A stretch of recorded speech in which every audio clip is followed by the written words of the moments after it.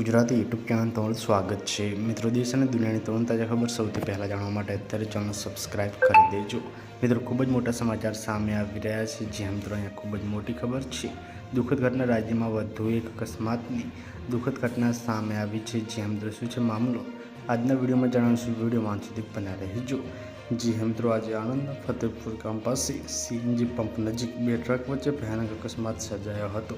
આ અકસ્માત એટલો ભયાનક હતો કે ઘટના સ્થળે જ માનવ અંગો વિખેરાઈ ગયા હતા। અકસ્માતમાં 4 લોકોના મોત થયા છે, જ્યારે મિત્રો 5 લોકો ગંભીર રીતે ઘાયલ થયા છે। હાલમાં મિત્રો ઘાયલોને તારાપુરની સરકારી હોસ્પિટલમાં સારવાર ચાલી રહી છે।